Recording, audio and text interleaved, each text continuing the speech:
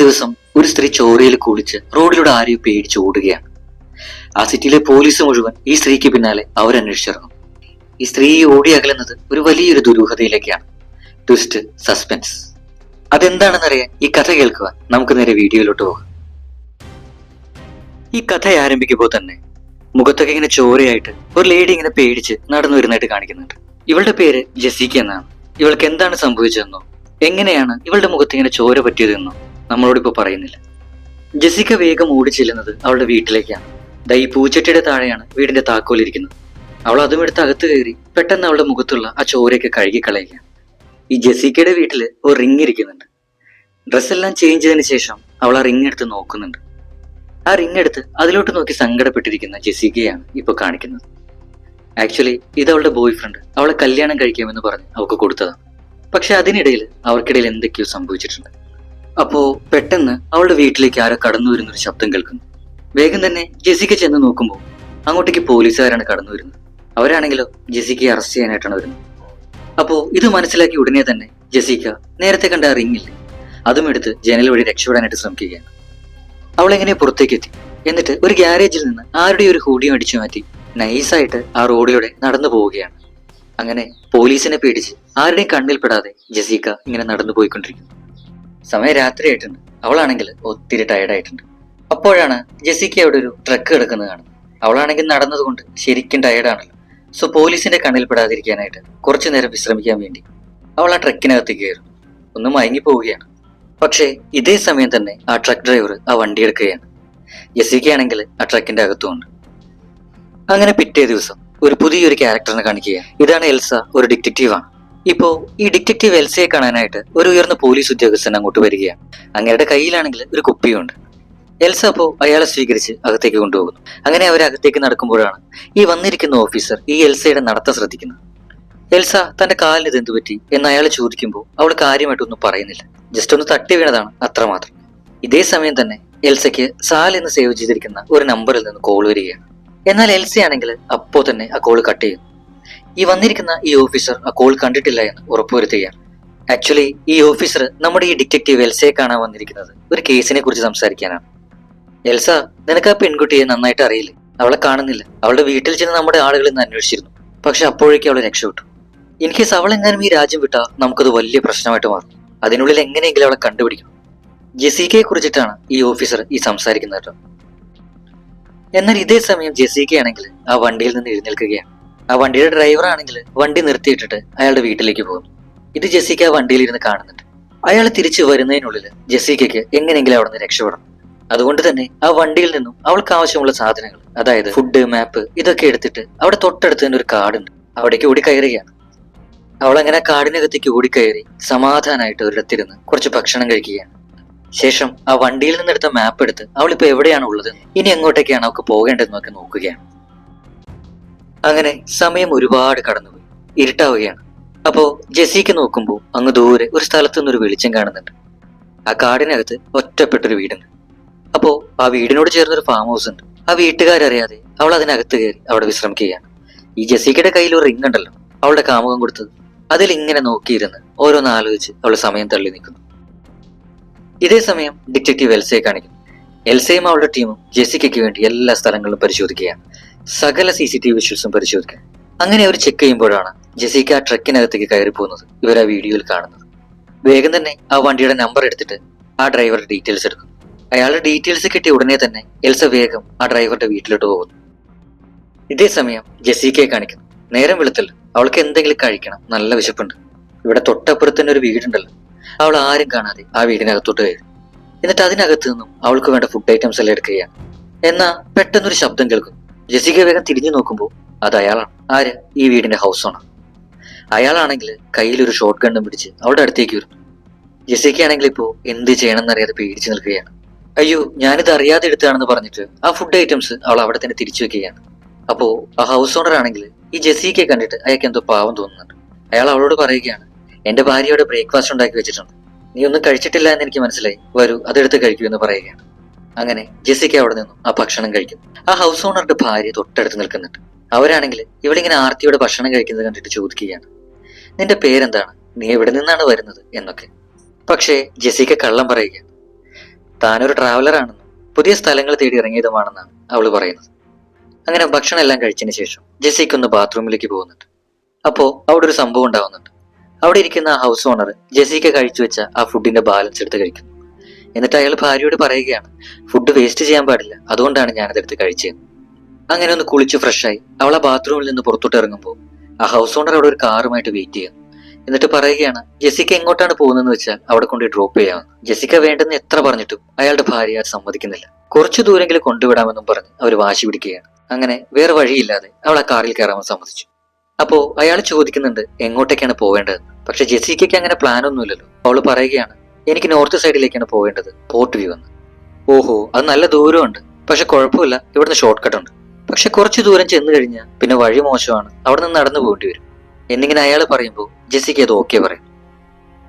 അങ്ങനെ ജെസ്സിക്ക ആ ഹൗസ് ഓണറുടെ കാറിൽ ഇങ്ങനെ പോയിക്കൊണ്ടിരിക്കുകയാണ്. അങ്ങനെ ഒരു സ്ഥലത്തെത്തുമ്പോൾ അവിടെ വെച്ച് ആ റോഡ് അവസാനിക്കുകയാണ്. അങ്ങനെ അവിടെ വെച്ച് അവൾ ആ കാറിൽ നിന്ന് ഇറങ്ങുന്നു. അപ്പോ ആ ഹൗസ് ഓണർ ഒരു നല്ല മനുഷ്യനാന്ന് തോന്നുന്നു. അയാൾ ഒരു ബാഗ് നിറയെ സാധനങ്ങൾ അവൾക്ക് കൊടുക്കുകയാണ്. അതിൽ അവൾക്ക് വേണ്ട ഫുഡ്, ബ്ലാങ്കറ്റ് അതൊക്കെ ഉണ്ട്. അപ്പൊ ഇതൊക്കെ കണ്ടിട്ട് ആശ്ചര്യത്തോടെ ജെസ്സിക്ക അയാളോട് ചോദിക്കുകയാണ്, ഇതൊക്കെ എന്തിനാണ് എനിക്ക് ചെയ്തു തരുന്നത്? നീ കണ്ടില്ലേ, എന്റെ വീട് ഒരു കാടിന്റെ നടുക്കാണ്, അവിടെ ഞങ്ങൾ അന്വേഷിച്ച് ആരും വരാറില്ല. പക്ഷെ നീ വന്നപ്പോ ഞങ്ങൾക്ക് അത് ഒത്തിരി സന്തോഷമായി. അങ്ങനെ അയാളോട് താങ്ക്സും പറഞ്ഞ് ജെസ്സിക്ക വീണ്ടും അവിടെ നിന്ന് യാത്ര ആരംഭിക്കുന്നു. അപ്പോ ഇതേ സമയം തന്നെ ഡിറ്റക്റ്റീവ് എൽസിയെ കാണിക്കുന്നു. വീട്ടിൽ എക്സസൈസ് ചെയ്തുകൊണ്ടിരിക്കുകയാണ്. അവിടെ നിന്ന് എഴുന്നേറ്റ് പോകുന്നതിന്റെ ഇടയിൽ എൽസയുടെ കാലൊന്നും മടങ്ങി അവൾ താഴേക്ക് വീഴും. അതേസമയം തന്നെ എൽസയ്ക്ക് ഒരു വീഡിയോ കോൾ വരും. അതായത് നേരത്തെ ഒരു സാൽ എന്ന് പറഞ്ഞൊരു ആളുടെ കോൾ വന്നപ്പോൾ എൽസ അത് കട്ടയാക്കിയിരുന്നു.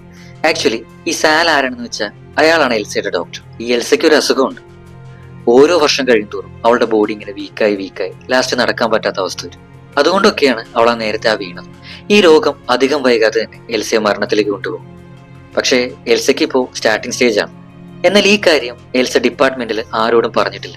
പറഞ്ഞ ജോലി പോവല്ലോ. അതുകൊണ്ടാണ് നേരത്തെ ആ ഓഫീസർ വന്നപ്പോൾ എൽസ ഈ സാലിന്റെ കോള് കട്ട് ചെയ്തത്. ഈ രോഗം കാരണം ഈ എൽസ നന്നായിട്ട് ബുദ്ധിമുട്ടുന്നുണ്ട്. സാലുമായിട്ട് എൽസ വീഡിയോ കോളിലാണല്ലോ. സാലിന്റെ അടുത്ത് ഇതേ അസുഖമുള്ള ഒരു ലേഡി ഇരിപ്പുണ്ട്. അവരാണെങ്കിൽ രോഗം ഇത്തിരി സീരിയസ് ആയിട്ട് ഇപ്പൊ നടക്കാൻ പറ്റാതെ വീൽ ചെയറിൽ ഇരിക്കുകയാണ്. അങ്ങനെ അതിനെല്ലാം ശേഷം എൽസ ജെസ്സിക്കയെ അന്വേഷിച്ചിട്ട് ഇറങ്ങുകയാണ്. ഈ എൽസ അടങ്ങുന്ന പോലീസ് ഡിപ്പാർട്ട്മെന്റിനാണെങ്കിൽ ഈ ജെസ്സിക്ക എങ്ങോട്ടേക്കാണ് പോയിരിക്കുന്നതെന്ന് അറിയില്ല. ജെസ്സിക്ക ആ ഡ്രൈവറുടെ വീട്ടിൽ നിന്ന് രക്ഷപ്പെട്ട് കാട്ടിലേക്കാണ് പോയിരിക്കുന്നത്. പക്ഷെ ആ കാട്ടിൽ നിന്നും പിന്നെ എങ്ങോട്ടായിരിക്കും പോയിരിക്കുക എന്ന് കണ്ടുപിടിക്കുന്ന അത്ര ഈസിയല്ല. ഒരുപക്ഷെ അവൾ ആ കാട്ടിലൂടെ നടന്ന് ബോർഡർ ക്രോസ് ചെയ്ത് രാജ്യം വിടാനാണ് സാധ്യത. അങ്ങനെ നടന്ന് അത്രയും ദൂരം കവർ ചെയ്യണമെങ്കിൽ ഒരു 4 മണിക്കൂറെങ്കിലും എടുക്കും. സോ ഈ 4 മണിക്കൂറിനുള്ളിൽ അവർക്ക് ജെസ്സിക്കയെ കണ്ടെത്തണം. ഇൻ കേസ് അവളെങ്ങാനും ബോർഡർ ക്രോസ് ചെയ്താൽ പിന്നെ അവളെ പിടിക്കാൻ കിട്ടില്ല. അങ്ങനെയെങ്കിൽ അത് വലിയ പ്രശ്നമാകും. ഇതൊക്കെ അവരവിടെ ഇരുന്ന് ചർച്ച ചെയ്യുകയാണ്. ഇതേസമയം ജെസ്സിക്കയാണെങ്കിൽ ആ കാട്ടിലൂടെ ഒറ്റയ്ക്ക് ഇങ്ങനെ നടന്നു പോയിക്കൊണ്ടിരിക്കുകയാണ്. നടന്ന് ക്ഷീണിച്ചപ്പോ ഒരിടത്തിരുന്ന് ഭക്ഷണം കഴിക്കുന്നു. അപ്പോഴാണ് അവളുടെ മനസ്സിലേക്ക് പഴയ ഒരു കാര്യം കയറി വരുന്നത്. പണ്ടൊക്കെ ജെസ്സിക്കയും അവളുടെ ബോയ് ഫ്രണ്ടും കാടിനകത്ത് ക്യാമ്പ് ഫയർ ഒക്കെ സെറ്റ് ചെയ്ത് ടൈം സ്പെൻഡ് ചെയ്യായിരുന്നു. അങ്ങനെ ഒരിക്കൽ ഇവരിങ്ങനെ ടൈം സ്പെൻഡ് ചെയ്യുന്ന സമയത്ത് കാട്ടിലേക്ക് അവരുടെ അടുത്തേക്ക് ഒരു പട്ടിക്കുട്ടി വരുന്നു. ഈ ജെസ്സിക്കയ്ക്ക് ആണെങ്കിൽ ഇതിനൊക്കെ ഭയങ്കര ഇഷ്ടമാണ്. അവൾ അതിന്റെ അടുത്തേക്ക് ചെന്ന് അതിനെ തൊടുമ്പോൾ കാമുകം വേണ്ട വേണ്ട ഇങ്ങോട്ട് വാ എന്ന് പറയുന്നുണ്ട്. ജെസ്സിക്ക അതിന്റെ അടുത്തോട്ട് ചെന്ന് അതിനെ കൊഞ്ചിക്കുകയാണ്. ആ ഡോഗാണെങ്കിൽ നല്ല കുട്ടിയായിട്ട് ജെസ്സിക്കയുടെ അടുത്ത് ഇങ്ങനെ നിൽക്കുന്നുണ്ട്. അങ്ങനെ അവൾ ആ ഒരു ഡോഗിനെയും കെട്ടിപ്പിടിച്ച് അന്ന് രാത്രി അവിടെ തന്നെ കിടന്നുറങ്ങും.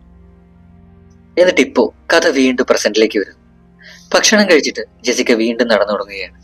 അവളാണെങ്കിൽ ഇങ്ങനെ നടന്ന് കാടെല്ലാം കവർ ചെയ്ത് ബോർഡറിന്റെ തൊട്ടടുത്തുള്ള ഒരു ടൗണിലേക്ക് എത്തുന്നു. അപ്പോ എൽസയെ കാണിക്കുകയാണ്. അവൾക്കാണെങ്കിൽ ഇപ്പൊ ശരിക്കും നടക്കാൻ പറ്റുന്നില്ല. അതുകൊണ്ട് ഒരു വാക്കിംഗ് സ്റ്റിക്ക് വാങ്ങിയിരിക്കുകയാണ്. എന്നിട്ട് അതും പിടിച്ചുകൊണ്ട് കണ്ണാടിക്ക് മുമ്പിൽ ഇങ്ങനെ നിൽക്കുകയാണ്. അപ്പൊ ജെസ്സിക്കയാണെങ്കിൽ ആ ടൗണിൽ ഒരു ബാറുണ്ട്. അതാണെങ്കിൽ ഇപ്പൊ ഓപ്പൺ ചെയ്തിട്ടേ ഉള്ളൂ, കസ്റ്റമേഴ്സ് ആരും എത്തിയിട്ടുമില്ല. ആ ബാറിന്റെ ഓണർ ഒരു ലേഡിയാണ്. അപ്പോ അവൾ ആ ലേഡിയുടെ അടുത്തേക്ക് ചെന്നിട്ട് എന്തെങ്കിലും ജോലി ഉണ്ടെങ്കിൽ ഞാൻ എന്ത് പണി വേണമെങ്കിലും ചെയ്തോളാം എന്നൊക്കെ പറയുന്നു. എനിക്ക് തോന്നുന്നു ജെസ്സിക്കയുടെ ഈ ഇന്നസെൻസ് കണ്ടിട്ടാകും ആ ഓണർ ജെസ്സിക്കയ്ക്ക് അവിടെ ഒരു ജോലി കൊടുക്കുന്നു. അങ്ങനെ അവൾ അവിടുത്തെ ക്ലീനിങ് ജോലികളെല്ലാം ചെയ്യാനായിട്ട് തുടങ്ങുകയാണ്. ബാറിൽ അത്യാവശ്യം കസ്റ്റമേഴ്സ് എല്ലാം വന്നു തുടങ്ങുന്നുണ്ട്. അങ്ങനെ ജോലി ചെയ്ത് ക്ഷീണിച്ച് ജെസ്സിക്ക ഒരു സ്ഥലത്ത് ചെന്നിരിക്കുമ്പോഴാണ് അവൾ ഒരു കാര്യം ശ്രദ്ധിക്കുന്നത്. അവളുടെ കാലിൽ ഈ റെഡ് കളറിൽ കുറച്ച് കുരുക്കൾ ഇങ്ങനെ പൊങ്ങിയിരിക്കുകയാണ്. അപ്പോ അവളത് കണ്ടിട്ട് ഇതിനു മുൻപ് ഇതെവിടെയോ കണ്ട പോലെ തോന്നും. അപ്പോ പാസ്റ്റ് കാണിക്കുകയാണ്. അതായത് ജെസ്സിക്കയുടെ ബോയ് ഫ്രണ്ടിന്റെ ശരീരത്തിലും അവൾ ഇതുപോലെ കണ്ടിട്ടുണ്ട്. അപ്പോ ഇവിടെ ഈ ബാറിൽ ജോലിയെല്ലാം കഴിഞ്ഞ് ജെസ്സിക്കയും പിന്നെ ആ ബാർ ഓണറും സംസാരിച്ചുകൊണ്ടിരിക്കുകയാണ്. അപ്പോ അതിന്റെ ഇടയിൽ ബാർ ഓണർ ജെസ്സിക്ക് ഒരു പെഗ് ഒഴിച്ചു കൊടുക്കുന്നു. അതിനുശേഷം അതേ ഗ്ലാസ്സിൽ തന്നെ ആ ബാർ ഓണറും കുടിക്കുന്നു. രണ്ടുപേരും കുടിച്ചുകൊണ്ടേയിരിക്കുന്നു, അടിച്ച് പൂസാകുന്നു. അവർ തമ്മിൽ അത്രയും ക്ലോസ് ആയി. പിന്നെ അവർ രണ്ടുപേരും കുറെ നേരം സംസാരിക്കുന്നുണ്ട്. ജെസ്സിക്ക ആരാണെന്ന് ചോദിക്കുമ്പോൾ അവൾ പറയുകയാണ് ട്രാവലർ ആണെന്ന്. എനിക്ക് ബോർഡർ കടന്ന് അപ്പുറത്തേക്ക് എത്തണം, അവിടെ സ്വസ്ഥമായിട്ട് സന്തോഷത്തോടെ ജീവിക്കണം. ജീവിക്കാനുള്ള ആ ഒരു ആഗ്രഹം കൊണ്ടാണ് ജെസിക്ക ഇത്രയധികം കഷ്ടപ്പെട്ട് നാട് വിടാനായിട്ട് ട്രൈ ചെയ്യുന്നത്. ഇവിടെ എൽസയെ കാണിക്കുമ്പോൾ അവൾക്ക് ഷർട്ടിന്റെ ബട്ടൺസ് പോലും ഇടാനായിട്ട് പറ്റുന്നില്ല, അത്രയും വയ്യാതെ ആയിട്ടുണ്ട്. അപ്പോ എൽസയ്ക്ക് ഒരു മെസ്സേജ് വരും, അതായത് ഒരു സ്ഥലത്ത് രണ്ടുപേർക്ക് വയ്യാതെ ആയിട്ടുണ്ട്, സിംറ്റംസ് എല്ലാം കറക്റ്റ് ആണ് എന്നൊക്കെ. അപ്പോ ഇത് കേട്ട ഉടനെ തന്നെ എൽസ ആ സംഭവ സ്ഥലത്തേക്ക് പോവുകയാണ്.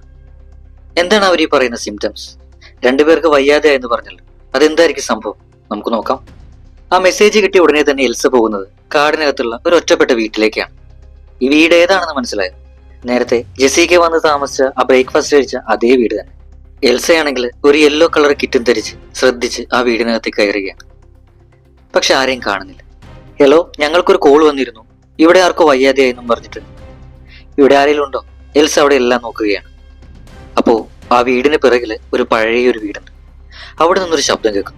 എൽസ അങ്ങനെ അവിടെ ചെന്ന് നോക്കുകയാണ്. നോക്കുമ്പോൾ ആ ഹൗസ് ഓണറുടെ വൈഫില്ലേ, അവരവിടെ ഇരുന്ന് ഉറക്കെ സൗണ്ട് ഉണ്ടാക്കുന്നു, കയ്യും കാലൊക്കെ ഇട്ട് അനക്കിക്കൊണ്ടിരിക്കുന്നു. എന്തോ പ്രശ്നമുള്ളതുപോലെ. നിങ്ങളാണോ ഫോൺ വിളിച്ചതെന്ന് ചോദിച്ച് എൽസ അവരുടെ അടുത്തേക്ക് ചെല്ലുന്നു. അപ്പോ പെട്ടെന്ന് തന്നെ ആ സ്ത്രീ എൽസയ്ക്ക് നേരെ തിരിയുകയാണ്. അപ്പോൾ ആ സ്ത്രീ ആണെങ്കിൽ കാഴ്ചയിൽ മുഖത്തൊക്കെ നിറയെ ചോരയായിട്ട് ഒരുമാതിരി സോംബിയെ പോലെ നിൽക്കുന്നു. അവരെന്നിട്ട് എൽസയുടെ അടുത്തേക്ക് വരികയാണ്. എൽസ വേഗം തന്നെ അവർ ഷൂട്ട് ചെയ്യാനായിട്ട് തോക്കെടുക്കുമ്പോൾ ആ ഹൗസ് ഓണറില്ലേ, അയാൾ ഒരു സോംബിയായിട്ട് എൽസയുടെ പിറകിൽ വന്ന് നിൽക്കും. അപ്പോൾ തന്നെ എൽസയുടെ കയ്യിൽ നിന്ന് ആ തോക്ക് തെറിച്ചു പോവുകയാണ്. നമുക്കറിയാം എൽസയുടെ ബോഡി ആകെ വീക്കാണല്ലോ, പക്ഷെ അവൾ അതൊന്നും വകവെക്കാതെ താഴെ കിടക്കുന്ന തോക്കെടുത്തിട്ട് ഹൗസ് ഓണർക്ക് നേരെ ഷൂട്ട് ചെയ്യുകയാണ്. അപ്പോഴേക്കും ആ വൈഫ് ഉണ്ടല്ലോ, അവർ എൽസയെ ആക്രമിക്കാനായിട്ട് എൽസയുടെ അടുത്തേക്ക് ഓടി വന്ന് എൽസയെ തള്ളിയിടുന്നു. എൽസയുടെ ദേഹത്ത് കയറിയിരുന്ന് അവളെ കടിക്കാനായിട്ട് പോവുകയാണ്. വേഗം തന്നെ എൽസ ആ സോംബിയുടെ വായിലേക്ക് തോക്ക് വെച്ചിട്ട് അവളെയും ഷൂട്ട് ചെയ്ത് കൊല്ലുകയാണ്. ഇപ്പോഴാണ് ശരിക്കും എന്താണ് സംഭവിക്കുന്നത് നമ്മളോട് പറയുന്നത്. കഥ കുറച്ച് പാസ്റ്റിലോട്ട് പോവുകയാണ്. ജെസിക്കയും അവളുടെ ബോയ് ഫ്രണ്ടും ഒരുമിച്ചിരിക്കുകയാണ്. ബോയ് ഫ്രണ്ട് ആണെങ്കിൽ ഒട്ടും വയ്യാത്ത അവസ്ഥയിൽ ക്ഷീണിച്ചു കിടക്കുകയാണ്. അപ്പോഴാണ് ജെസിക്ക അവന്റെ ശരീരത്തിൽ കുറച്ച് പാടുകൾ ശ്രദ്ധിക്കുന്നത്. അതായത് നമ്മൾ നേരത്തെ അവരുടെ ശരീരത്തിൽ കണ്ട അതേ പാടുകൾ, അതിപ്പോ പഴുത്ത് വലുതായിട്ടിരിക്കുന്നു. അപ്പോൾ ഇത് കണ്ട് പേടിച്ച് ജെസിക്ക വേഗം തന്നെ ആംബുലൻസിന് ഫോൺ ചെയ്തിട്ട് ബോയ് ഫ്രണ്ടിനെയും കൂട്ടി ഹോസ്പിറ്റലിലേക്ക് പോവുകയാണ്. അവളാണെങ്കിൽ ശരിക്കും പേടിച്ച് ടെൻഷനായിട്ടിരിക്കുകയാണ്. എന്നാൽ പെട്ടെന്നൊരു കാര്യം സംഭവിക്കുകയാണ്. ഇവർ പോയിക്കൊണ്ടിരിക്കുന്ന ആംബുലൻസ് ഒരു കാട്ടിൽ വെച്ച് ഓഫാവും. എന്താണ് സംഭവിക്കുന്നതെന്ന് അവർക്ക് മനസ്സിലാവുന്നില്ല. അവർ ചുറ്റിനും നോക്കുകയാണ്. അപ്പോ യെല്ലോ കളർ കിറ്റും ധരിച്ചിട്ട് കുറച്ചു പേര് ആ ആംബുലൻസിലേക്ക് കയറി വന്ന് ജെസിക്കയെയും ബോയ് ഫ്രണ്ടിനെയും പിടിച്ചുകൊണ്ട് പോവുകയാണ്. എന്താണ് സംഭവിക്കുന്നതെന്ന് അവർക്കൊന്നും മനസ്സിലാവുന്നില്ല. ഈ വന്നവരാണെങ്കിലും ജെസിക്കയും ബോയ് ഫ്രണ്ടിനെയും കാടിനകത്തുള്ള ഒരു ലാബിലേക്കാണ് കൊണ്ടുപോകുന്നത്. അവിടെ കൊണ്ടുചെന്നിട്ട് അവരെ അടച്ചിടുന്നു. അതായത് വളരെ ഡേഞ്ചറസ് ആയിട്ടുള്ള ഒരു വൈറസ്. അത് ഗവൺമെന്റിന്റെ കൺട്രോളിൽ അവരുടെ ലാബില് ഒരു നായയുടെ ശരീരത്തിലായിരുന്നു. ആ നായയെ വെച്ചിട്ടായിരുന്നു സയന്റിസ്റ്റുകൾ ആ വൈറസിനെ കുറിച്ച് ഗവേഷണം നടത്തിക്കൊണ്ടിരുന്നത്. പക്ഷേ ഒരു ദിവസം ആ നായ അവരുടെ കയ്യിൽ നിന്നും മിസ്സായി, അത് രക്ഷപ്പെട്ടുകൂടി. ആ ഡോഗാണ് അന്ന് ജെസിക്കയും ബോയ് ഫ്രണ്ടും അന്ന് കാട്ടിൽ അവർ ക്യാമ്പ് ചെയ്തപ്പോൾ അവിടേക്ക് അവരുടെ അടുത്തോട്ട് വന്നതും ജെസിക്ക കെട്ടിപ്പിടിച്ച് കിടന്നത്. ആക്ച്വലി ഈ ഡോഗ് വൈറസ് ഇൻഫെക്റ്റഡ് ആണെന്ന് അറിയാതെയായിരുന്നു അവൾ അന്നാ ചെയ്തത്. അങ്ങനെ അവർ രണ്ടുപേരുടെ ശരീരത്തിലേക്കും ആ വൈറസ് സ്പ്രെഡ് ആവും. ഈ ബോയ് ഫ്രണ്ടിനാണെങ്കിൽ ആ വൈറസ് നന്നായിട്ട് ബാധിക്കുന്നുണ്ട്. പക്ഷെ ജെസിക്കയ്ക്ക് പ്രശ്നങ്ങളൊന്നും തന്നെ സംഭവിക്കുന്നില്ല. അപ്പോൾ സയന്റിസ്റ്റുകൾ നോക്കുമ്പോൾ ജെസിക്കയുടെ ശരീരത്തിലും വൈറസ് ഉണ്ട്, പക്ഷെ അവൾക്ക് മാത്രം ഒന്നും സംഭവിക്കുന്നില്ല. അവളുടെ ശരീരത്തിൽ അതിനുള്ള ആന്റിബോഡി ഉണ്ട്. അതുകൊണ്ട് തന്നെ ജെസിക്ക ഈ വൈറസിനെതിരായിട്ട് ഉപയോഗിക്കും. അതുകൊണ്ടാണ് അവളെയും ബോയ് ഫ്രണ്ടിനെയും ഇങ്ങോട്ട് പിടിച്ചുകൊണ്ട് വന്നത്. അതിനിടയ്ക്ക് ഇവരെ പിടിച്ചുകൊണ്ടിട്ടിരിക്കുന്ന ആ റൂമിലേക്ക് ഒരു സെക്യൂരിറ്റി ഗാർഡ് കടന്നു വരികയാണ്. അയാൾ ഫുഡ് കൊടുക്കാനായിട്ടാണ് വരുന്നത്. അയാൾ നോക്കുമ്പോൾ ജെസിക്കയുടെ റൂമിലെ ലൈറ്റ് എല്ലാം ഓഫാണ്. അയാൾ അപ്പോൾ തന്നെ ഈ കാര്യം ഇൻഫോം ചെയ്യുകയാണ്. ജെസിക്കയുടെ റൂമിലെ ലൈറ്റ്സ് പോയി കിടക്കുകയാണ്, ഞാനത് അകത്ത് കയറി ശരിയാക്കാൻ പോവുകയാണ്. അങ്ങനെ അയാൾ ആ റൂമിന്റെ അകത്ത് കയറി നോക്കുമ്പോൾ താഴെ ബൾബിന്റെ ചില്ലുകൾ തെറിച്ചു കിടക്കുന്നു. അതായത് ലൈറ്റ്സ് പോയത് കംപ്ലൈന്റ് ആയതല്ല, ജെസിക്ക രക്ഷപ്പെടാനായിട്ട് ചെയ്തതാണ്. അപ്പോൾ തന്നെ ജെസിക്ക അവിടെ നിന്ന് രക്ഷപ്പെടാനായിട്ട് ശ്രമിക്കുകയാണ്. എന്നാൽ ആ സെക്യൂരിറ്റി ആകട്ടെ അവളുടെ പിറകെ ചെന്ന് അവളെ പിടിക്കുന്നു. പക്ഷെ ജെസിക്കയുടെ കയ്യിൽ ആ ബൾബിന്റെ ഒരു പീസ് ഉണ്ടായിരുന്നല്ലോ, അത് വെച്ചിട്ട് അവൾ ആ സെക്യൂരിറ്റിയുടെ കഴുത്ത് മുറിക്കുകയാണ്. ഉടനെ തന്നെ അയാൾ അവിടെ മരിച്ചു വീഴുന്നു. അപ്പോ ഈ കഴുത്തിലേക്ക് കുത്തിയ സമയത്ത് ജെസിക്കയുടെ മുഖത്തേക്ക് അയാളുടെ ചോര തെറിച്ചിട്ടുണ്ടായിരുന്നു. അങ്ങനെ ആരും കാണാതെ ജെസിക്ക പുറത്തേക്ക് ഇറങ്ങാൻ ശ്രമിക്കുകയാണ്. അപ്പോഴാണ് അവള് വേറൊരു റൂമിൽ അവളുടെ ബോയ് ഫ്രണ്ടിനെ പൂട്ടിയിട്ടിരിക്കുന്നത് കാണുന്നത്. അയാളാണെങ്കിൽ രൂപമൊക്കെ മാറി, ശബ്ദമൊക്കെ മാറി, ശരിക്കും ഒരു സോംബി ആയിട്ടുണ്ട്. അതിനിടയിൽ അയാൾ ജെസിക്കയെ നോക്കിയിട്ട് എന്നെ രക്ഷിക്കുക എന്ന് പറഞ്ഞുകൊണ്ട് കരയുകയാണ്. ഈ ജെസിക്ക അവനെ രക്ഷിക്കാനായിട്ട് ആ ഡോർ ഓപ്പൺ ചെയ്യാനായിട്ട് മാക്സിമം ട്രൈ ചെയ്യുന്നുണ്ട്. പക്ഷേ അതിന്റെ ഇടയിൽ എമർജൻസി അലാം അടിക്കുന്നു. ഇനി അവൾ അവിടെ നിന്ന് കഴിഞ്ഞാൽ അവൾ ഉറപ്പായിട്ടും ഗാർഡ്സ് ഒന്ന് പിടിക്കും. അതുകൊണ്ട് ഐ എം സോറി, എന്നോട് ക്ഷമിക്കൂ എന്ന് പറഞ്ഞ് അവിടെ നിന്ന് അവൾ വേഗം രക്ഷപ്പെടുകയാണ്. അങ്ങനെ അവിടെ നിന്ന് രക്ഷപ്പെട്ടു വരുന്നതാണ് ഈ കഥയുടെ സ്റ്റാർട്ടിങ്ങിൽ നമ്മൾ കണ്ടത്. അവളെ മുഖത്ത് ചോരയൊക്കെ ആയിട്ട് നൈസായിട്ട് ഓടി വരുന്ന കണ്ടില്ലേ ആ സീൻ. അങ്ങനെ അവൾ അവളുടെ വീട്ടിൽ ചെന്നിരുന്നു. പിന്നെ ആ ട്രക്ക് ഡ്രൈവറുടെ വീട്ടിലെത്തിയിരുന്നു. പിന്നെ അവിടെ നിന്ന് കാട്ടിലൂടെ നടന്നു ഒരു വയസ്സായിട്ടുള്ള ഒരു വീട്ടിലെത്തിയിരുന്നു. അവിടെ വെച്ച് നടന്ന ഒരു കാര്യം ഓർക്കുന്നുണ്ട്. അതായത് ജെസിക്ക കഴിച്ച ഭക്ഷണം ഈ ഹൗസ് ഓണർ എടുത്ത് കഴിക്കുന്നത്. അങ്ങനെ അയാൾ ആ ഫുഡ് കഴിച്ചതുകൊണ്ടാണ് അയാൾ ഇൻഫെക്റ്റഡ് ആയത്. ജെസിക്കയുടെ ബോഡിയിൽ ഉണ്ടായിരുന്ന വൈറസ് ഈ ഹൗസ് ഓണറുടെ ബോഡിയിലേക്കും അയാൾ വഴി അയാളുടെ ഭാര്യയുടെ ബോഡിയിലേക്കും അത് കയറി. അങ്ങനെ അവർ രണ്ടുപേരും സോംബിയെ പോലെ. അപ്പോ ജെസിക്ക അവളുടെ ബോഡിയിൽ ഈ വൈറസും വെച്ച് പോകുന്ന സ്ഥലത്തെല്ലാം അത് സ്പ്രെഡ് ആക്കിക്കൊണ്ടിരിക്കുകയാണ്. അതുകൊണ്ടാണ് അവളെ എങ്ങനെയെങ്കിലും കണ്ടുപിടിക്കണമെന്ന് പറഞ്ഞ് പോലീസുകാരുടെ നെട്ടോട്ട് ഓടുന്നത്. ഇൻ കേസ് ഈ ജെസിക്ക എങ്ങനെ ആ ബോർഡർ ക്രോസ് ചെയ്ത് കഴിഞ്ഞാൽ തൊട്ടപ്പുറത്തുള്ള ആ വില്ലേജിലേക്ക് എങ്ങനെ ചെന്ന് കഴിഞ്ഞാൽ ആ നാട് മൊത്തത്തിൽ നാശമായി പോകും. ഇവിടെ എൽസയെ കാണിക്കുമ്പോൾ വീണ്ടും അവളുടെ ആ സീനിയർ ഓഫീസർ അവളെ ഫോൺ ചെയ്യുകയാണ്. എൽസ, നീ എത്രയും വേഗം ആ ജെസിക്കയെ കണ്ടുപിടിക്കണം. അവളിപ്പോ ബോർഡറിന് തൊട്ടടുത്തുള്ള ഒരു വില്ലേജിലുണ്ടെന്ന് വിവരം കിട്ടിയിട്ടുണ്ട്. അപ്പോൾ എൽസ ദേഷ്യത്തോടെ ചോദിക്കുകയാണ്, എനിക്കൊന്നും മനസ്സിലാവുന്നില്ല. അവളുടെ ബോഡിയിൽ ഒരു വൈറസ് ഉണ്ടെന്ന് പറയുന്നു. അവൾ പോകുന്ന വഴിയിൽ എല്ലാം സ്പ്രെഡ് ആകുമെന്ന് പറയുന്നു. എന്നിട്ടും എന്നെ ഇതിനായിട്ട് ഒറ്റയ്ക്ക് വിടുന്ന എന്തിനാണ്? എനിക്കൊരു ടീം വേണമെന്ന് പറഞ്ഞിട്ട് എത്ര നാളെ അതെന്താണ് ചെയ്തു തരാത്തത്? ഒന്നുകിൽ എനിക്കൊരു ടീം വേണം, അല്ലെങ്കിൽ എന്നെ വേറെ ഏതെങ്കിലും ജോലി ഏൽപ്പിക്കും. ആ ഓഫീസർ പറയുകയാണ്, നിനക്ക് ALS എന്നൊരു അസുഖം ഉണ്ടെന്ന് എനിക്കറിയാം. പക്ഷേ ഈ കാര്യം ഡിപ്പാർട്ട്മെന്റിൽ അറിഞ്ഞാൽ നിന്റെ ജോലി പോകും. അപ്പോ ഇത് കേൾക്കുന്നതും എൽസ ഷോക്കാവുന്നു. എന്ത്, നിങ്ങൾക്കിത് അറിയാമായിരുന്നു? എനിക്കിത് പണ്ടേ അറിയായിരുന്നു. എൽസ, നീ ഇപ്പൊ പറയുന്ന പോലെ നിനക്കൊരു ടീമിനെ അറേഞ്ച് ചെയ്ത് കഴിഞ്ഞാൽ ആ പെണ്ണിന്റെ മേത്തുള്ള വൈറസ് നമ്മുടെ ടീം മെമ്പേഴ്സിന് കിട്ടാൻ ചാൻസ് ഉണ്ട്. എൽസ, നിനക്കാണെങ്കിൽ ഇങ്ങനെ ഒരു അസുഖമുണ്ട്. നിനക്കിനി അധികം കാലം ജീവിക്കാനും കഴിയില്ല. അതുകൊണ്ടാണ് ആ പെണ്ണിനെ പിടിക്കാനായിട്ട് ഞാൻ നിന്നെ ഒറ്റയ്ക്ക് വിട്ടത്. അതുകൊണ്ട് മര്യാദയ്ക്ക് നീ നിന്റെ ജോലി നോക്ക്, ഇല്ലെങ്കിൽ ആ ജോലി തന്നെ ഞങ്ങൾ. അപ്പോൾ ഇത് കേട്ടതും എൽസ ആകെ ഷോക്കാവുകയാണ്. അങ്ങനെ വേറെ വഴിയില്ലാതെ എൽസ ജെസിക്കയെ അന്വേഷിച്ചിറങ്ങാനായിട്ട് തീരുമാനിക്കുന്നു. അങ്ങനെ അവളുടെ കാറിൽ അവളുടെ സാധനങ്ങളൊക്കെ എടുത്തു വെക്കുന്നു. ജെസിക്കയെ കണ്ടെന്ന് പറയുന്ന സ്ഥലം എവിടെയാണെന്ന് വിളിച്ച് ചോദിക്കുകയാണ്. അപ്പോ അവൾക്കൊരു വീഡിയോ അയച്ചു കൊടുക്കുകയാണ് ആ സീനിയർ ഓഫീസർ. ഈ ജെസിക്ക ജോലി ചെയ്യുന്ന ബാറിൽ വെച്ചിട്ട് ഒരാൾ ഒരു വീഡിയോ എടുത്തിരുന്നു. ആ വീഡിയോയിൽ ജെസിക്കയും കാണും.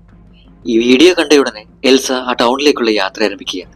ജെസിക്ക ആണെങ്കിൽ ഇപ്പോ ആ ടൗണിലാണ് ഉള്ളതെങ്കിലും അവളിപ്പോ അവിടെ നിന്ന് പോകാനുള്ള പരിപാടിയിലാണ്. അവിടെ അവളെ ഏറ്റവും കൂടുതൽ ഹെൽപ്പ് ചെയ്തത് ആ ബാർ ഓണർ ആയിരുന്നല്ലോ. അപ്പോ അവരുടെ യാത്ര പറഞ്ഞിട്ട് പോകാമെന്ന് തീരുമാനിച്ച് അവര് വീട്ടിൽ ചെന്നിട്ട് അവരുടെ റൂമിന്റെ കതകിന്റെ അടുത്ത് നിന്നിട്ട് അവൾ പറയുകയാണ്, എന്നെ നിങ്ങൾ ഒരുപാട് സഹായിച്ചു. നിങ്ങളെ നേരിട്ട് കണ്ട് യാത്ര ചോദിക്കാൻ എനിക്ക് കഴിയുന്നില്ല. അതുകൊണ്ടാണ് ഞാനിപ്പോ ഇവിടെ നിന്ന് പറയുന്നത്. സാധിച്ച ഞാൻ തീർച്ചയായിട്ടും നിങ്ങളെ കാണാനായിട്ട് തിരിച്ചു വരും. ഇങ്ങനെയും പറഞ്ഞിട്ട് ജെസിക്ക അവിടെ നിന്ന് പോവുകയാണ്. പക്ഷേ അപ്പോഴേക്കും ആ റൂമിനകത്ത് ആ സ്ത്രീയും ഒരു സോംബിയെ പോലെ മാറിയിട്ടുണ്ടായിരുന്നു. അന്ന് ഇവർ രണ്ടുപേരും ഒരുമിച്ച് മദ്യപിച്ചിരുന്നു. ഒരേ ഗ്ലാസ്സിലാണ് ഈ ബാർ ഓണർ ജെസിക്കയും കഴിച്ചത്. അങ്ങനെയാണിപ്പോ ഈ ബാർ ഓണർ ഇൻഫെക്റ്റഡ് ആയത്. ജെസിക്ക ആണെങ്കിൽ ഇതൊന്നും അറിയാതെ ആ ടൗണിലൂടെ നടന്നു പോവുകയാണ്. ഇതേ സമയത്ത് തന്നെ എൽസയും അങ്ങോട്ടേക്ക് എത്തുന്നു. എൽസ അവിടെ വെച്ച് ജെസിക്കയെ കണ്ടു. ഈ എൽസ ആണെങ്കിൽ സേഫ്റ്റി കിറ്റ് ഒന്നും ഇട്ടിട്ടില്ല, എന്നാലും ഒരു മാസ്ക് ഉണ്ട്. മര്യാദയ്ക്ക് നടക്കാൻ പറ്റില്ലല്ലോ അവൾക്ക്. അതുകൊണ്ട് ഒരു വടിയും പിടിച്ച് ജെസിക്കയെ ഫോളോ ചെയ്യുകയാണ്. അപ്പോ മുന്നേ നടക്കുന്ന ജെസിക്കയ്ക്ക് ഇത് മനസ്സിലായി. അവൾ തിരിഞ്ഞു നോക്കാതെ നടന്നു പോവുകയാണ്. ഹേ ജെസിക്ക, ഒന്ന് നിൽക്കാവോ? എനിക്ക് നിങ്ങളോട് ഒരു സീരിയസ് കാര്യം പറയാനുണ്ടെന്ന് പറയുമ്പോൾ അപ്പോഴും ജെസിക്ക മൈൻഡ് ചെയ്യുന്നില്ല. എൽസ എത്ര വിളിച്ചിട്ടും ജെസിക്ക മൈൻഡ് ചെയ്യുന്നില്ല. എന്നാൽ എൽസയ്ക്ക് വയ്യാത്തതുകൊണ്ട് ജെസിക്കയുടെ ഒപ്പം എത്താനും പറ്റുന്നില്ല. അങ്ങനെ വേറെ വഴിയില്ലാതെ എൽസ അവളുടെ തോക്കെടുത്തിട്ട് ജെസിക്കയ്ക്ക് നേരെ ചൂണ്ടു. നീ അവിടെ നിൽക്കുന്നതാണ് നിനക്ക് നല്ലത്, അല്ലെങ്കിൽ ഞാൻ നിന്നെ ഷൂട്ട് ചെയ്യും. പക്ഷേ ഈ തോക്ക് കണ്ടതും ജെസിക്ക പേടിച്ചിട്ട് അവിടെ നിന്ന് ഓടും. അവളുടെ പിറകെ ഓടാൻ ശ്രമിക്കുന്ന ഈ എൽസയാണെങ്കിൽ അതിന് കഴിയാതെ അവിടെ താഴെ വീഴുകയാണ്. അങ്ങനെ എൽസയുടെ അടുത്ത് നിന്ന് രക്ഷപ്പെട്ട് ജെസിക്ക ഓടി ചെല്ലുന്നത് ആ ബാർ ഓണറുടെ വീട്ടിലേക്കാണ്. കാരണം അവളെ ആ ടൗണിൽ വെച്ച് ഹെൽപ്പ് ചെയ്ത ഒരേ ഒരാൾ ആ ലേഡിയാണ്. അവൾ അങ്ങോട്ട് ചെന്ന് ആ ലേഡിയുടെ ഡോറിൽ അടിക്കുകയാണ്. പക്ഷെ അവർ ആ ഡോർ ഓപ്പൺ ചെയ്യുന്നില്ല.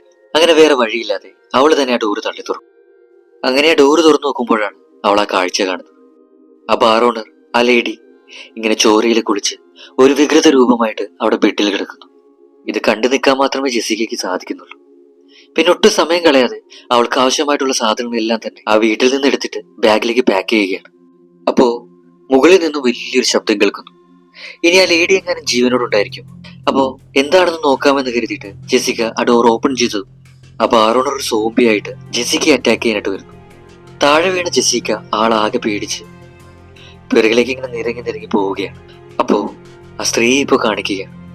മുഖത്തൊക്കെ ഇങ്ങനെ ചോരയായിട്ട് ആകെ വികൃതമായി അവളുടെ അടുത്തേക്ക് നടന്നു വരികയാണ്. പെട്ടെന്ന് തന്നെ കയ്യിൽ കിട്ടിയ ഒരു സാധനം എടുത്ത് ജെസിക്ക ഹൗസ് ഓണറിനെ അടിച്ച് കൊല്ലുന്നു. അവളുടെ മുഖത്തേക്ക് ചോര തെറിക്കുകയാണ്. അവൾ ഈ ചോര തുടയ്ക്കുന്ന സമയത്ത് അവളുടെ തലയിൽ നിന്ന് മുടി കൊഴിഞ്ഞിട്ട് അവളുടെ കയ്യിലിരിക്കുന്നു. ഇതെന്താണ് സംഭവം നോക്കുമ്പോൾ വീണ്ടും വീണ്ടും അവളുടെ മുടി ഇങ്ങനെ കൊഴിഞ്ഞു വരും. അപ്പോൾ ഇത് കണ്ടതും ജെസിക്ക പേടിച്ച് ഉറക്കെ കരയുന്നു. ഇവിടെ എൽസയാണെങ്കിൽ വീണ്ടും ജെസിക്കയെ തിരഞ്ഞിറങ്ങുകയാണ്. അവളൊരു ബാറിൽ ജോലി ചെയ്തിരുന്നു എന്ന് മനസ്സിലാക്കിയ എൽസ അങ്ങോട്ടേക്ക് വരികയാണ്. അങ്ങനെ ബാർ ഓണറുടെ വീട്ടിൽ വന്നിട്ട് അവിടെ ചെന്ന് ഡോർ ഓപ്പൺ ചെയ്ത് നോക്കുമ്പോൾ ഡോർ അവിടെ തുറന്നു കിടക്കുകയാണ്. അതിനകത്തോട്ട് കയറി നോക്കുമ്പോൾ അവിടെ ആ ബാർ ഓണർ മരിച്ചു കിടക്കുന്നു. അങ്ങനെയാണെങ്കിൽ ജെസ്സിക്ക് ഉറപ്പായിട്ട് ഇവിടെ തന്നെ കാണും. അങ്ങനെ എൽസ യെല്ലോ കളർ കിറ്റും ധരിച്ച് കയ്യിൽ തോക്കും പിടിച്ച് ജെസ്സിക്ക് അന്വേഷിച്ച് നടക്കുകയാണ്. അപ്പോ ജെസ്സിക്ക അത് അവിടെ നിൽക്കുന്നുണ്ട്. എൽസ അവളെ കണ്ടു. വേഗം തന്നെ തോക്കും ചൂണ്ടി എൽസ ജെസ്സിക്കയുടെ അടുത്തേക്ക് ചെല്ലുന്നു. ജെസ്സിക്ക, ഞാൻ പറയുന്നത് നീ കേൾക്കണം. നിന്റെ ബോഡിയിൽ ഒരു വൈറസ് ഉണ്ട്. പക്ഷേ ആ വൈറസ് കൊണ്ട് നിനക്ക് ഒരു പ്രശ്നം ഉണ്ടാകുന്നില്ല. എന്നാൽ നിന്റെ ബോഡിയിൽ നിന്ന് മറ്റുള്ളവരിലേക്ക് പകരുകയാണ്. ഇപ്പോൾ തന്നെ ഒരുപാട് പേര് നീ കാരണം മരിച്ചിട്ടുണ്ട്. അതുകൊണ്ട് ഞാൻ പറയുന്നത് നീ കേൾക്കണം. നീ എന്റെ കൂടെ വരണം. അപ്പോ ഇത് കേൾക്കുന്ന ജെസ്സിക്ക മെല്ലെ എൽസയുടെ നേരെ തിരിയുന്നു. ജെസ്സിക്കയുടെ ഫേസ് എല്ലാം ചേഞ്ച് ആയിരിക്കുന്നു. മുടിയെല്ലാം കൊഴിഞ്ഞ് മുഖത്തൊക്കെ മുറിപ്പാടുകളായി അവളും ഒരു സോംബിയായി മാറിക്കൊണ്ടിരിക്കുന്നു. ആ വൈറസ് ഇപ്പോൾ ജെസ്സിക്കയും അറ്റാക്ക് ചെയ്ത് തുടങ്ങിയിരിക്കുകയാണ്. ഞാൻ ആരുടെ കൂടെ വരുന്നില്ല. എനിക്ക് സന്തോഷമായിട്ട് ജീവിക്കാനാണ് ആഗ്രഹം. എനിക്കൊരു പുതിയ ജീവിതം വേണം എന്നിങ്ങനെ പറഞ്ഞ് ജെസ്സിക്ക പതുക്കെ പതുക്കെ എൽസയുടെ അടുത്തേക്ക് വരുന്നു. ജെസ്സിക്ക, നീ എന്റെ അടുത്തോട്ട് വന്ന് ഉറപ്പായിട്ട് ഞാൻ നിന്നെ ഷൂട്ട് ചെയ്യും. ജെസ്സിക്ക ഈ പറയുന്നത് വകവയ്ക്കാതെ എൽസയുടെ അടുത്തോട്ട് ഓടി വരുന്നു. എൽസ വേഗം തന്നെ അവളെ ഷൂട്ട് ചെയ്യുന്നു. വെടിയേറ്റ ജെസ്സിക്ക അവിടെ നിന്ന് ഓടി രക്ഷപ്പെടാനായിട്ട് ശ്രമിക്കുകയാണ്. പക്ഷെ എൽസ അവളുടെ പിറകെ പോകാൻ ശ്രമിക്കുന്നുണ്ട്. പക്ഷെ അവൾക്ക് അങ്ങനെ ഓടാൻ കഴിയില്ലല്ലോ. അതുകൊണ്ട് ദൂരെ നിന്നും ജെസ്സിക്കയുടെ കാലിന് ഷൂട്ട് ചെയ്യുന്നു. ആ വെടിയേച്ചിട്ട് ജെസ്സിക്ക താഴെ വീഴുന്നു. എന്നിട്ട് എൽസ വീണ്ടും ജെസ്സിക്കയുടെ അടുത്തിട്ട് ചെന്നിട്ട് പറയുകയാണ്, നീ പറയുന്നത് കേൾക്കും. ഞങ്ങൾക്ക് വേണ്ടത് നിന്റെ ബ്ലഡ് സാമ്പിൾസ് മാത്രമാണ്. അത് വെച്ചിട്ട് ഈ വൈറസിന് അഗേൻസ്റ്റ് ആയിട്ട് ഒരു മെഡിസിൻ കണ്ടുപിടിക്കാൻ പറ്റും. എന്നാ ജെസ്സിക്ക കരഞ്ഞു പറയുകയാണ്, എന്നെ വിടൂ, എനിക്ക് നന്നായിട്ട് ജീവിക്കണം, എനിക്ക് പുതിയൊരു ജീവിതം തുടങ്ങണം എന്നൊക്കെ ആവുന്നത്ര അവള് പറയുന്നുണ്ട്. എന്നിട്ട് വീണ്ടും അവൾക്ക് പറ്റുന്ന പോലെ അവിടെ നിന്ന് നടന്നു പോകാനായിട്ട് ശ്രമിക്കുകയാണ്. പക്ഷേ അവളിങ്ങനെ നടന്ന് കുറച്ചു ദൂരം ചെന്നു കഴിഞ്ഞ് അത് അടുത്തുള്ള ഒരു ഗ്രാമത്തിലേക്ക് എത്തും. അങ്ങനെ സംഭവിക്കാൻ പാടില്ല. അങ്ങനെ വേറെ വഴിയില്ലാതെ മനസ്സിലാ മനസ്സോടെ എൽസ ജെസ്സിക്കയുടെ തലയ്ക്ക് ഷൂട്ട് ചെയ്യുന്നു. ജെസ്സിക്ക അവിടെ തന്നെ മരിച്ചു വീഴുന്നു. സത്യത്തിൽ ജെസ്സിക്കയ്ക്ക് അവളുടെ ശരീരത്തിൽ ഇങ്ങനെ ഒരു വൈറസ് ഉണ്ടെന്ന് അറിയില്ലായിരുന്നു. ഒരു പുതിയൊരു ജീവിത സ്വപ്നം കണ്ടിട്ടാണ് അവൾ നാടുവിടാനായിട്ട് ശ്രമിച്ചത്. അങ്ങനെ മരിച്ചു കിടക്കുന്ന ഈ ജെസ്സിക്കയുടെ അടുത്തേക്ക് ചെന്നിരിക്കുകയാണ് എൽസ. എന്നിട്ട് ആ വെഡ്ഡിംഗ് റിംഗ് ഇട്ട് അവളുടെ ആ കൈ ചേർത്ത് പിടിക്കുന്നു. ആ വൈറസ് ബാധിച്ച് എല്ലാവരും തന്നെ മരിച്ചു. അപ്പോൾ അതുകൊണ്ട് തന്നെ ഇനി ഈ വൈറസിന്റെ പ്രശ്നങ്ങൾ ഉണ്ടാകില്ല എന്നൊരു വിശ്വാസത്തിലാണ് ഈ എൽസ. അങ്ങനെ അതിനെല്ലാം ശേഷം എൽസ അവളുടെ അസുഖത്തിനുള്ള ആ ട്രീറ്റ്മെന്റുകൾ ചെയ്തു തുടങ്ങുകയാണ്. ആ ഡോക്ടർ സാലില്ലേ, അയാൾ എൽസയെ അവളുടെ കൈകൾ ഇങ്ങനെ ചേർത്ത് പിടിച്ച് സമാധാനിപ്പിക്കുകയാണ്. പക്ഷെ പെട്ടെന്ന് സാൽ അവിടെ ഇരുന്ന് കരയുന്നു. ഇത് എൽസ കണ്ടിട്ട് അയാളെ നോക്കുകയാണ്. അതായത് അന്ന് ജെസ്സിക്കയുടെ പിറകെ ഓടിയപ്പോ എൽസ അവിടെ ഒന്ന് വീണിരുന്നു. അങ്ങനെ അവളുടെ കയ്യിൽ ചെറിയൊരു മുറിവ് സംഭവിച്ചിരുന്നു. ആ മുറിവുള്ള അതേ കൈകൾ വെച്ചിട്ടാണ് മരിച്ചു കിടന്ന ആ ജെസ്സിക്കയുടെ കൈകളിൽ ചേർത്ത് പിടിച്ചത്. അങ്ങനെ ഈ വീഡിയോ ഇവിടെ അവസാനിക്കുകയാണ്. നിങ്ങൾക്ക് ഇഷ്ടപ്പെട്ടെങ്കിൽ ലൈക്ക് ചെയ്യുക, ചാനൽ സബ്സ്ക്രൈബ് ചെയ്യുക. Thank you.